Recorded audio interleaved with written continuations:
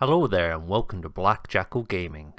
We're going to take a look at the original Dreadnought, the Firstborn Dreadnought. This is the only Firstborn Dreadnought that's survived in the 10th edition Codex.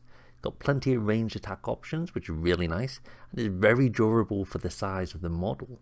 Got some high strength melee attacks to boost its efficiency. It's got a nice reroll ability aura for infantry that's standing around it, which is quite good. But it is quite expensive for its actual damage output. You are paying for that aura. Taking a look at the datasheet, it comes in at 135 points. It's movement 6, toughness 9, a 2-up save, which is very nice, 8 wounds, so he doesn't bracket, leadership 6, and quite a nice 3 objective control. Because he's a baby Nought, he only comes with a deadly demise of 1, so if he explodes, anything within 6 inches takes 1 mortal wound. For his range profile, he comes at ballistic skill 3.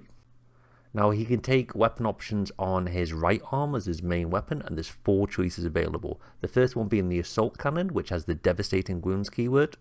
This comes with a range of 24 inches, 6 attacks, 0 AP and 1 damage. Next we have the twin las cannon, which has the twin link keyword for those nice rerolls to wound. This comes with a mighty 48-inch range, 1 attack, strength 12, minus 3 AP and d6 plus 1 damage. Next we have the multi-melter that comes with the melter 2 keyword, so if you're at half range you get plus 2 to the damage. It has a short range of 18 inches, 2 attacks, strength 9, minus 4 AP and d6 damage. Finally we have the heavy plasma. This comes with the blast keyword and hazardous if you are supercharging. The standard profile comes in at 36-inch range, d3 attack, strength 7, minus 2 AP, 2 damage. And supercharging, you do get that hazardous keyword, and it comes in at 36 inches, d3 attacks, strength 8, minus 3 AP, and a nice 3 damage. Over to his other weapons arm, there's 2 options you can have, and they're both closely linked to a close combat weapon. The first being the heavy flamer, which has the ignores cover and torrent keywords. This comes with a short 12-inch range, d6 attack, strength 5, minus 1 AP, and 1 damage. The final weapon is the missile launcher. This comes with the close combat weapon, and it has 2 profiles, the first being frag. This is a 48-inch range, it's d6 shots, it comes with a blast keyword, so you get plus 1 for every 5 models in the unit, strength 4, 0 AP, 1 damage. Then you've got the crack profile, which is 48-inch range, 1 attack, strength 9, minus 4 AP, d6 damage. Onto the melee ability, it comes with weapon skill 3+. So if you take the missile launcher, you then automatically come equipped with the close combat weapon. This is 5 attacks, strength 6, 0 AP and 1 damage. If you've opted for the heavy flamer, this comes with the Dreadnought close combat weapon. This is 5 attacks, strength 12 this time, minus 2 AP and a big 3 damage. The ability that the Dreadnought is equipped with is the Wisdom of the Ancients, and this is an aura ability. While any infantry units are within 6 inches, you get reroll to hits of 1 for all range and melee attacks, so he's a good supporting buff character. So when checking out his profile, he's got a decent amount of high strength attacks he can push out in range, and he's got that nice Dreadnought close combat weapon, so he can utilize his melee capability. And the aura is just the cherry on top. It's very nice, but you are paying a little bit of a premium for this guy.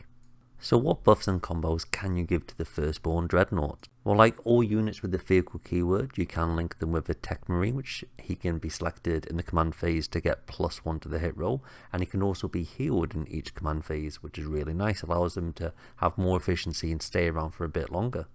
With his aura, there's a plethora of units that are going to have a giant bonus from having that reroll of hit rolls of 1, meaning you can probably target more than 1 unit and not focus fire on your officer moment, because you're going to have the ability to potentially take out another tough to hit unit. We could go through and list all the units that this would affect, but it's pretty much all the units in the codex. Any good shooting unit is going to benefit from standing right next to this guy. So we'll take a look at the detachments, the first one being the Ironstorm Spearhead, and this is the Iron Hands detachment. The detachment rule allows you to reroll a hit, wound or damage roll per phase in the game, which is really nice. There's 2 pieces of war gear for Tech Marines that are really nice, the first being Target Augury Web. This gives you a 6-inch aura for lethal hits, which is really nice for this character. There's then Machine of War, which allows you to advance and fall back and still be able to shoot when within 6 inches. So if someone does try and tie you up into combat, you can fall back and still get the maximum out of your shooting without that -1 penalty. Via Big Guns Never Tire. There's a stratagem called Mercy's Weakness. This gives you sustained hits 1, and since you're a vehicle unit, you get to critically hit on a 5+, which is really nice. Finally, there's another stratagem called Ancient Fury. Until your next command phase, you can increase the movement, toughness, leadership, and objective control by this unit by 1, which is really nice. And it also grants your melee attacks +1 to hit, making this guy quite good in combat. If he's going to come and be hitting on 2s, he's going to be wounding most things in the game on 2s, possibly 3s, and he has that high AP and 3 damage. He's going to be really good in combat using this stratagem. The next detachment is the Anvil Siege Force, which is the Imperial Fist detachment. The detachment rule grants you the heavy keyword, so when you're stationary you get +1 to hit. There's a really nice stratagem called Battle Drill Recall. This gives you sustained hit 1, and if you remain stationary it critically hits on a 5, which is really nice, so you'll be hitting on 2s, and your rolls of 5s will give you sustained hits 1. Finally, we have the Stormlance Task Force, which is the White Scars detachment. The detachment rule allows you to advance and fall back and still be able to charge, so you're going to get the most out of its melee capability. You can couple this with a stratagem called Blitzen Fusillade, which grants your weapons, your range weapons, the assault keyword, so you get to move, advance, fire all your weapons, and then charge into combat and do maximum damage with this model. As you can see, the guy's got quite a good profile. He's got various different weapons he can take, some high strength, some high AP. There's all different keywords there with devastating wounds on the assault cannon. You've got plenty of options to take with him. You've got the short range option with like the likes of the multi-melter, and then on your left arm you can take the missile launcher or the heavy weapon, and you've got plenty of capable melee attacks with him. He's quite a small profile, so he's relatively easy to hide, so you're not going to be easily targeted, so you can get off your melee and potentially your shooting.